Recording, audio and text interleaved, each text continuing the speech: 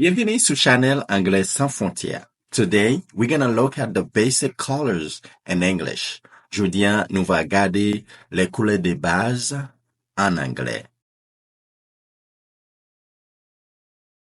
Na partie. Red, rouge. Red, rouge. Orange, orange. Orange, orange. Yellow, jaune. Green, vert. Green, vert. Blue, bleu.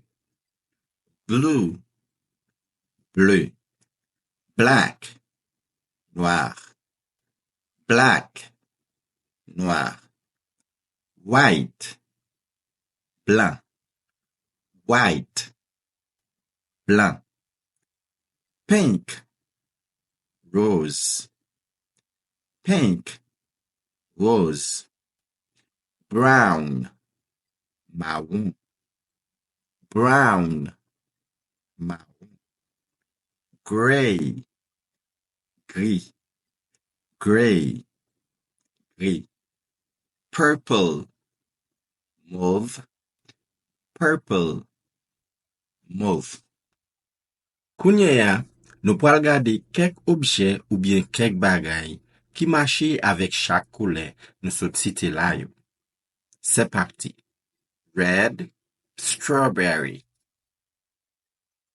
Orange, carrot. Yellow, lemon. Green, leaf. Blue, sky. Black, tire. White, milk. Pink, sand. Gray, elephant. Purple, eggplant. Kounye ya, nou pral eseye pose question et bay réponse sou couleur yo. Première question nou pral pose, gen rapport avec le ou yon couleur, mais ou pas sûr ki couleur ki liye, ou bien ou pas konnen ki couleur ki liye. Le sa ou kapab mande, what color is this? What color is this? Ki couleur sa yi? It is yellow. It's yellow. Si toutefois c'est un couleur jaune, les jaunes. What is your favorite color? What is your favorite color? Ki couleur préféré ou? My favorite color is blue. My favorite color is blue. Couleur préférée c'est bleu. Mais pourtant, yon moun kapab gen plus que yon couleur préférée. Kon sa ou kapab mande question. What are your favorite colors? Ça c'est au pluriel. What are your favorite colors? Ki couleur préférée ou yo? Kon ya ou ka repon, my favorite colors are black and white. My favorite colors are black and white. Couleur préférée, c'est noir ak blanc. What color is your skin? What is your skin color? What's the color of your skin? Ki couleur peau? My skin color is black.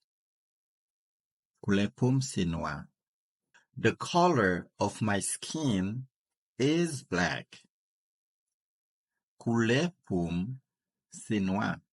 What color is your house? Ou bien, what is the color of your house? What is the color of your house? Qui couleur la caillou? Si toutefois, ou trouvez ou en face de couleur, laisse ça ou capable demander between these two colors, which one do you want? Between these two colors, which one do you want? The black one or the white one? The black or the white one? Entre deux couleurs sa yo, qui laisse nan yo ouvle? Ouvle noir ou bien blanc? Kon sa, ou kapab remen deux couleurs, mais assurément gen yon ki ou kapab remen plus pase l'autre. Ou kapab mande question kon sa. Between black and white, which one do you like the most? Entre noir avec blanc, qui laisse ou plus remen? Nou rive nan fin leçon pour aujourd'hui. Merci parce que ou tap gade vidéo. Si toutefois ou pou abonner, pas oublier abonner avec channel là pour pas rater toute l'autre vidéo. Comme ça, ou capable partager, like et quitter un commentaire pour nous. Si toutefois gen une vidéo ta remen nous fait pour pas oublier quitter ça dans commentaire. Thank you for watching. See you next time.